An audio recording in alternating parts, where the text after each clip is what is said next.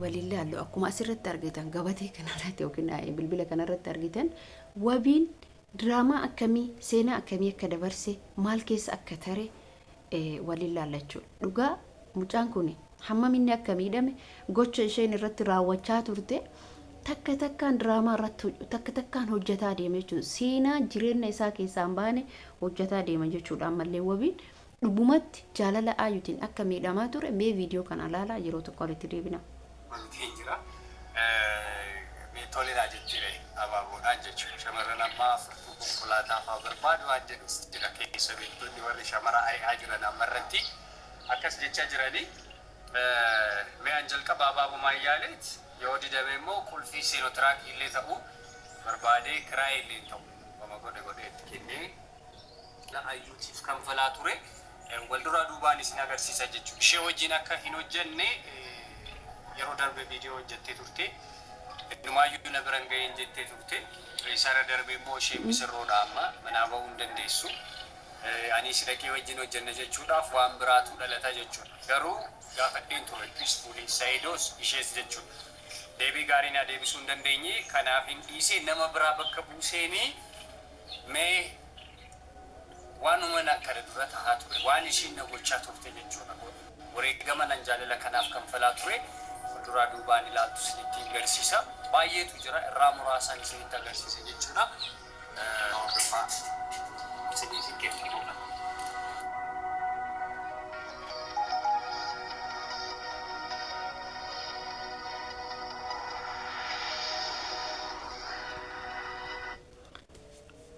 guutuu isaa akkuma beektan wabii biraan argattu jedhee yaada garuu immoo intalli sun maal akka isheen dabarsaa turte seenaa ishee wabii irratti hojjetaa turte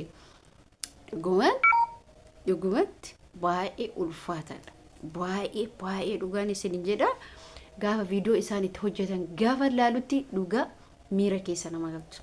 shamarran takka akkuma inni jedhe dhugaatti jaalalan filattu qabeenya filatti bifalleen filattu mallaqa qofa filatti makiina qaba mana akkamii qaba jettee waan akkasiitu jira jechuudha maaliif barbaachise obboleen kiyya nuti harka shanan kana qabna namoota dalagatan biratti ni dalagama ni argama garuu yoo isinii himu qabeenya midhuuf libsuudha maaliif isin jedhe beekta maaliif wanni isin jedhe qabeenya midhuuf libsuudha bilbila kana fakkeenyaaf harkaa qabna bilbila kana yeroo harkaa qabnu bilbili kun haaraa haa ture haa jennu haaraa ture bilbila kana sakandii takatti yookiin tasa gadhiisuu danda'a harka kooti tasan gaafa gadhiisu bilbili kun sakandii masanitti bada akkam ta'in kufaa hin cabaa iskiriiniin isaa gubbaa sun hin kaa'amiti mallaqa rankaatee natti jireenya keessatti mallaqa miiliyoona tokko gaafa harkaa qabdu rabbiin sakandii takkatti si dhabsiisuu danda'a inni guddaan inni dhumuu hin dandeenye hanga lubbuu kee jirtu jaalala namni jaalala namaaf qabu dhugaa jiruu jireenya kee keessatti ati jiruu mi'aawaa jiruu damma ta'e jiraatta gaafa akkam taate gaaf jaalalaan heerumte bultii jaalalaa keessa qabeenya jira bultii dirqamaa keessa jibbatu jira fuula namaa kanan laalina keessa nama laala isiniin galee mucaa tokkotu waggaa dheeraa miidhamaa turte waggaa dheeraa cinqamaa turte dhugaa rabbi isiniin jedha waggaa dheeraa jireenyi isii baay'ee qusasamaa ture maatiin gargar baasee kophaa ishee fiigaa turte garuu immoo booddeen ishee nama jaallattillee dhabdee turte namni jaallattee kaatee dhiiruma ta'ee kan dubartii mallaqa qabdu biyya arabaati galteetu jira dhiiruma ta'ee kan dubartii biraa jaallatu gurbaa mucaan kun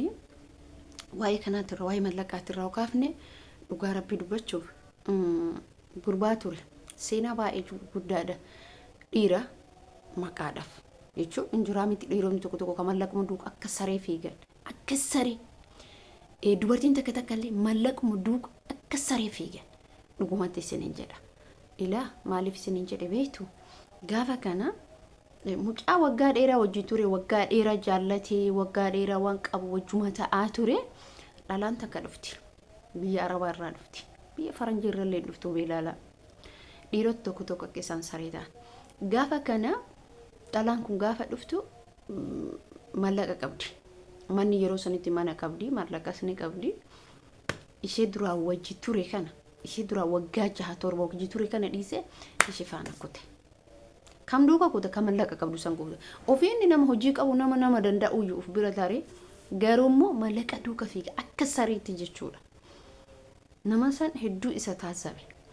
gaaf kana mucaa sanin gatee mucaan sun barumsa ishee addaan yuunivarsiitii addaan kutte baay'ee sammuun isi cinqamaa ture gaaf kaanii rabbiin singatu akka ilma namaati miti beeka rabbiin wallahi erga intala sanii jechuudha akka ilma namaati miti gaaf kana waa hundumaa cabsite maaliif obsa qabaattee dunuunfattee harka kennuu didde gaaf kaanitti isheen jechuudha inni ammallee akkasuma mallaquma duuka dhalama akkuma saree argitanii saree jechuudha ammallee jechuudha gurbichi sun ammallee taana jireenyi isaa gad dhaabbataa miti mallaquma duuka fiigaa garaa hin nyaatan dhugaa garaa hin guuttata waa tokko isa bira hin jiru isin galee gaaf kana isheen jechuudha mucaan suni hiriyaa koon turte amma isheen sun garuu rabbiin singatu beeke rabbii wallahi isin hingatu ani mucattiin kawaji isheen ijoollee jema ani ijoollee arsi walitti dhufnu laala gaaf kana inni mootuyu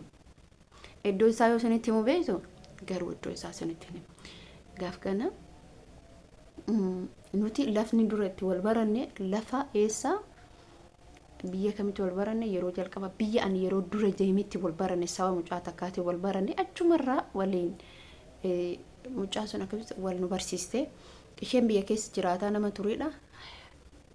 ani biyyaan baa nama jiraataa turedha gaafa kaanitti ani na hiriyaan takka beekaasi jabeessite jabaadhu malee akkasuma gorsuu malee akkasuma harkan kenne gaaf dhiirri tokko si gatee deeme harkan kennitu